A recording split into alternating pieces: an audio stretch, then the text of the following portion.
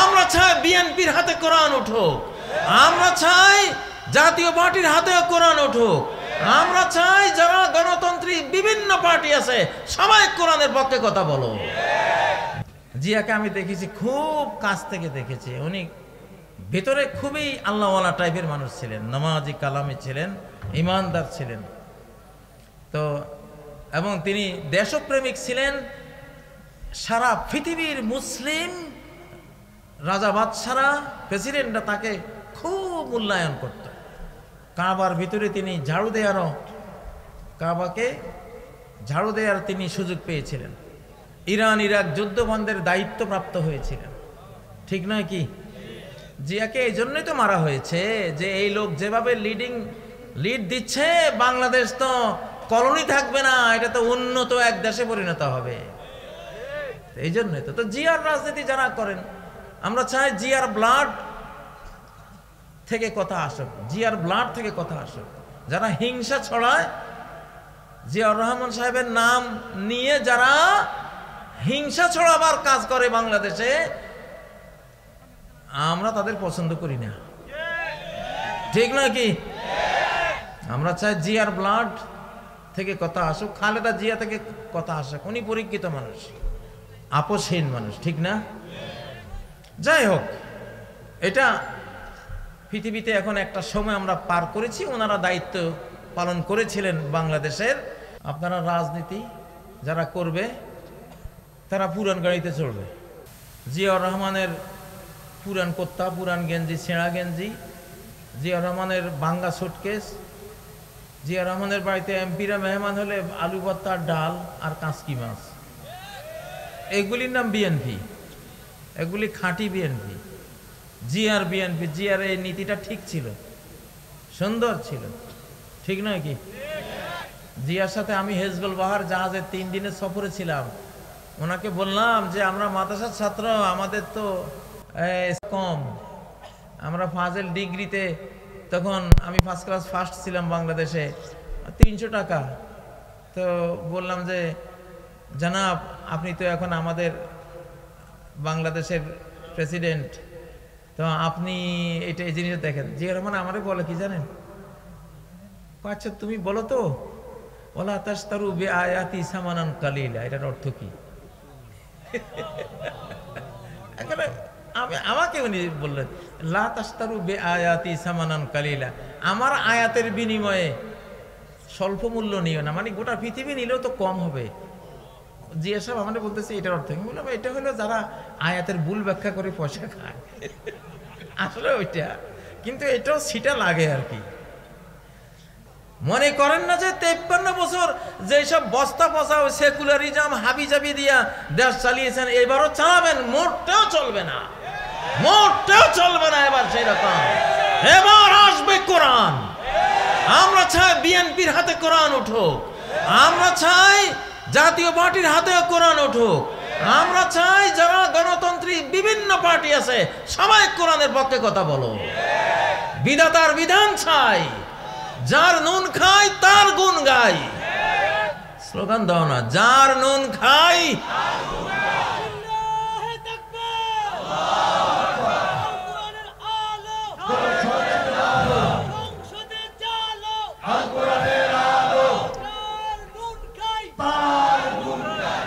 আমরা আল্লাহর গুণ গাইব, ঠিক না? আল্লাহ আপনি শুনতেছেন সব, উনি তো সাথে আছেন, আমাদেরকে শুনতেছেন, দেখতেছেন সব, আলহামদুলিল্লাহ। আরেকটা রাজার কথা বলবো, ইনি জুলকারনাইন, গোটা বিশ্ব শাসক, বিশ্ব বিজয়ী জুলকারনাইন। রাজা হলে এরকম হতে হয়। উনি রাজত্ব পেয়ে যেটা করেছিলেন, বাংলার রাজনীতিকদের ওনার কথা থেকে শিখতে হবে। সূরা কাহাফের মধ্যে ওনার ঘটনা আছে। উনি পশ্চিমে গেলেন, বিরাট একটা এলাকা ওনার সামনে, ওনার দখলীভূত হলো। আল্লাহ ওনাকে এখতিয়ার দিলেন, তুমি চাইলে শাস্তি দিতে পারো, চাইলে তুমি মাফও করতে পারো। জুলকারনাইন বললেন, আম্মা মান যালামা ফাসাওফা নুআযযিবুহু সুম্মা ইউরাদ্দু ইলা রাব্বিহি ফায়ুআযযিবুহু আযাবান নুকরা। যে অন্যায় করেছে, যে জুলুম করেছে, যে নির্যাতন করেছে, আমি যুলকারনাইন তার শাস্তি বিধান করব। তাহলে বর্তমান সরকারের দায়িত্ব কি? জালিমের শাস্তি বিধান করা, দুষ্টের দমন, দুষ্টের দমন। জালিমের বিচার না করা মাজলুমের প্রতি অবিচার, জালিমের বিচার না করা মাজলুমের প্রতি অবিচার।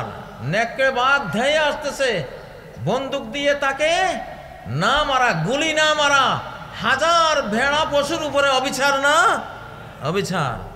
জালিমের বিচার করতে হবে, জালিমের বিচার মজলুমের প্রতি সুবিচার। সুবিচার কারা চান? লিল্লাহে তাকবীর।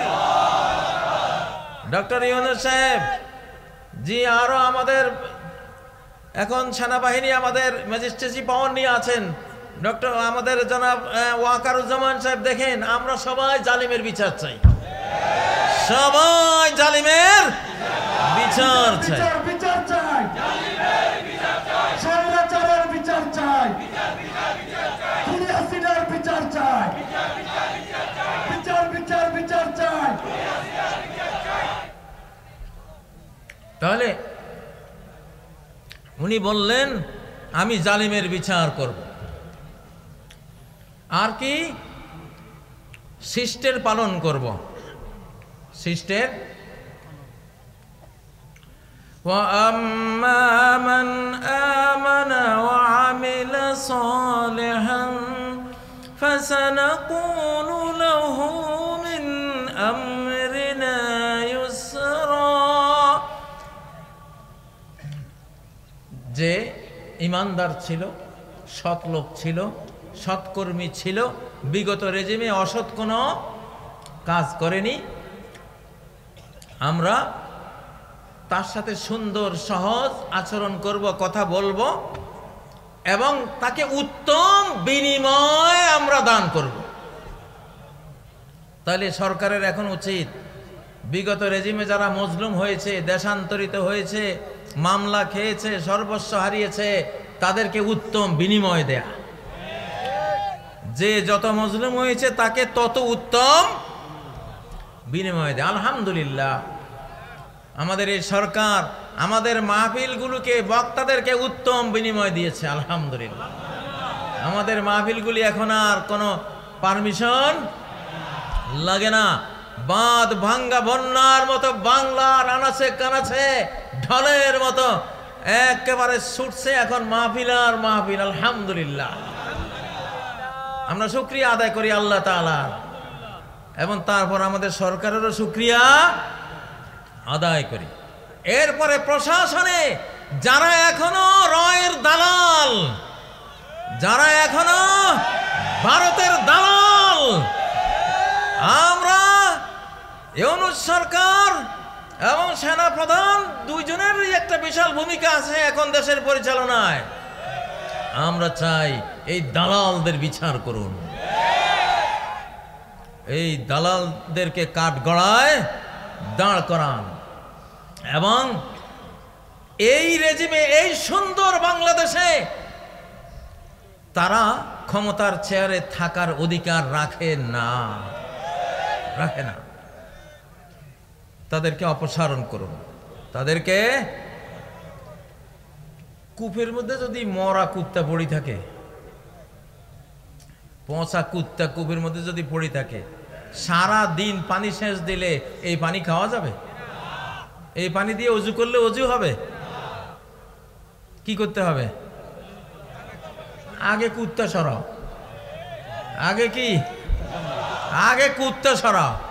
জোরে বলেন, আগে কি? আগে কুত্তা সরাও। সরকারের কুত্তা নিয়ে অতীতে অনেক অভিযান দেখতাম, ধরতো কুত্তা ধইরা। এখন বাংলাদেশে কুত্তা রিমুভ নাকি, ডগ, হ্যাঁ কুকুর মানে নিধনের কথা যেহেতু আইনের ভাষা ওইটা না কই, কিন্তু ভাই কুত্তা দূর করো। এরপরে যেটা কুত্তের মধ্যে যেটা পাগলা কুত্তা ছিল কামড়াইতে, ওইটারে উপযুক্ত বিচার করে নিধন করতে চাইলে আদালতিভাবে আইনগতভাবে সেটা নিধন করবে, ঠিক না? কিন্তু অনেক কুত্তা আমাদের কূপের মধ্যে পড়ে আছে এখন, ওই জন্য পচা গন্ধে আমরা এখনো খুব জর্জরিত হয়ে আছি, ঠিক না?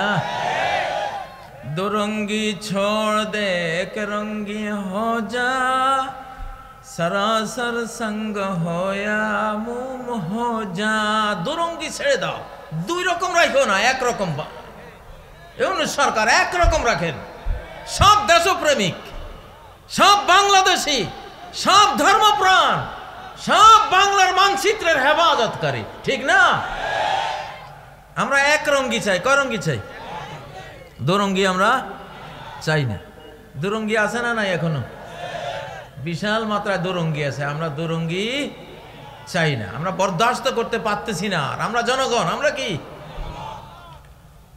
ইউনূস সাহেব, ডক্টর ইউনূসকে বসিয়েছে ছাত্ররা, জনতার ছাত্র জনতাই তো নিয়ে আসছে, তাই না? তো আমরা জনতা, আমরা এটা দাবি করি। যাই হোক, জুলকারনাইন আরেকটা কাজ করেছেন।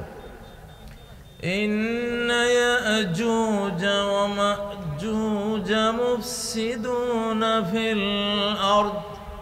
উনি আরেক এলাকায় গেলেন, লোকেরা বলল ইয়াজুজ মাজুজ, গগ মাগুগ, এরা আমাদের এই ভূমিতে অনেক ফিতনা ফাসাদ সৃষ্টি করছে। আপনি ওদের মধ্যে আমাদের মধ্যে একটা বাঁধ দিয়ে দেন, অন্তরায় তৈরি করে দেন, বাধার বিন্ধ্যাচল দাঁড় করিয়ে দেন, যাতে করে আমরা বাঁচতে পারি। তাহলে রাষ্ট্র সরকারের আরেকটা দায়িত্ব এখানে পাওয়া গেল। যেই দেশের মানুষ আমাদেরকে জ্বালায়, যন্ত্রণা দেয়, গুলি মারে, আমাদের দেশের ভেতরে বিভিন্ন অন্তর্ঘাত তৈরি করে, আমাদের দেশের সীমান্ত সিলগালা করে দিতে হবে। সীমান্ত সিলগালা করে দিতে হবে। ওই দেশের ইয়াজুজ মাজুজরা এসে বাংলাদেশে যাতে কোন রকমের অশান্তি তৈরি করতে না পারে। যারাই অশান্তি সৃষ্টিকারী তারা কি? ইয়াজুজ মাজুজ। যারা অশান্তি সৃষ্টিকারী তারা কি? আবার বলেন, যারা অশান্তি সৃষ্টিকারী তারা কি? ইয়াজুজ মাজুজের সাথে আমাদের আচরণ কেমন হওয়া উচিত? জুলকারনাইন বাদশার মতো হওয়া উচিত। সেটা কি? উনি প্রাচীর দিয়ে দিয়েছেন, বাস, আর আসার কোনো বুদ্ধি নাই। এখন আমরা তো প্রাচীর দেব না, কিন্তু এমন আইন করব, এমন কানুন করব, এমন সীমান্ত প্রহরা আমরা বসাবো, এমন ড্রোন মোতায়েন করব, এমন গোয়েন্দা নেটওয়ার্ক আমরা তৈরি করব যে ওইখান থেকে এইখানে, ওপার থেকে এপারে এসে কোনো অশান্তি যাতে তারা সৃষ্টি করতে না পারে, ঠিক নয় কি? এইটা তো সূরা কাহফের আলোকে ইয়াজুজ মাজুজের সাদ্দে সেকান্দার আমরা যেটা বলি, জুলকারনাইন দ্য গ্রেট, তিনি এই কাজটা করেছিলেন, সেন্সর করে দিয়েছেন, ঠিক না? ও ভাইয়েরা, এগুলি রাজনীতি, এগুলি রাজনীতি। তো এইসব দুষ্টের দমন, ফাসাদকারীর দমন আমরা চাই। কারা কারা চান? লিল্লাহি তাকবীর, আল্লাহুম্মা আমিন। লিল্লাহি তাকবীর। আল কোরআনের আলো সংসদে জানো, স্বৈরাচারের দিন শেষ। আচ্ছা, আমাদের এটা কিসের মাহফিল? তাফসিরুল কোরআন মাহফিল। এখানে যদি কেউ আসে সিনেমার গান ধরে, চলবে? মার খাইয়া ভূত পেত নিয়ে পালাবে, ঠিক না? কেন পালাবে? এই পরিবেশে এইটা সম্ভব না। এইখানে একটা রাজনীতি আছে। রাজনীতিটা হলো জনগণ যেমন হয়, যে এলাকার জনগণ যেমন, যেই সমাবেশের জনগণ যেমন, সেই সমাবেশে জিনিসটাও আসে তেমন, ঠিক না? সমাজটা যদি আমাদের এরকম হয়ে যায়, ভালো হয়ে যায়, খারাপ কোনো সরকার এসে কখনো আমাদের এই সমাজে টিকবে না, টিকতে পারবে না, এবং তারা খারাপ করার কোনো চিন্তাও করবে না। জনগণ ভালো হলে জনগণকে ভালো বানাবার মাধ্যমে সরকার চেঞ্জ করা যায়, এটাও আল্লাহর একটা পদ্ধতি। কামা তাকুনুনা ইউআল্লা আলাইকুম, তোমরা যদি চোর হয়ে যাও, চোরের নেতৃত্ব দিতে আসবে আরেক বড় চোর, ঠিক না? আপনারা কি চোরের বড় চোর নেতৃত্বে আসুক এটা চান? যদি না চান কি করতে হবে? নিজেরা পাতি চুরি ছোটখাটো যা আছে চুরি চামারি সব বন্ধ করতে হবে, ঠিক না?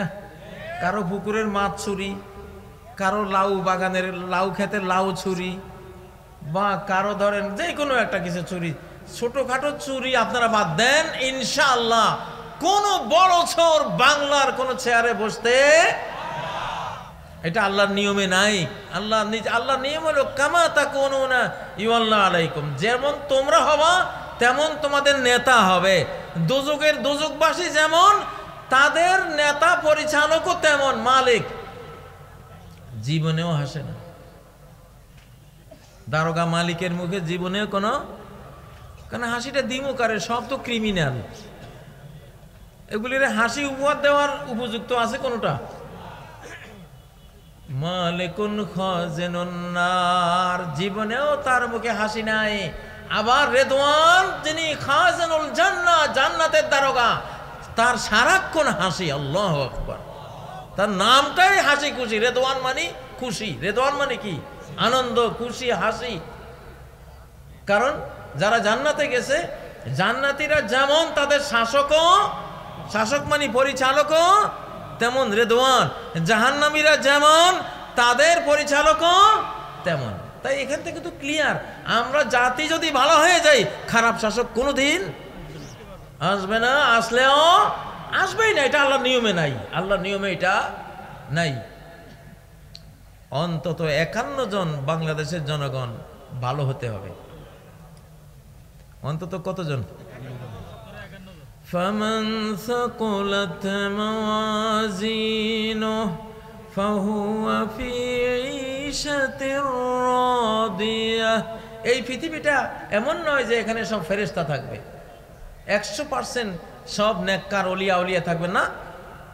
এই পৃথিবীটা এমন যে এখানে 51 জন ভালো হলে এনাফ, 49 জন খারাপ হলে কিছু যায় আসে না। একজন ব্যক্তি মানুষের আমল 51% ভালো হলে এনাফ, যথেষ্ট। বাকি 49% পাপ তাপ যা আছে সব ক্ষমা হয়ে যাবে, সব কি ক্ষমা হয়ে যাবে। ফামান সাকুলাত মাওয়াজিনু, তার নেকির পাল্লাটা একটু ভারী হয়েছে। একটু কি মানে কি? পাপের পাল্লাতেও পাপ আছে, অভাব নাই, বাট নেকির পাল্লাটা পাপের পাল্লা চেয়ে একটু ভারী। 51% এনাফ।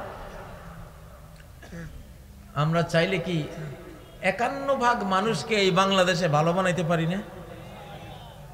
পারি না? পারি।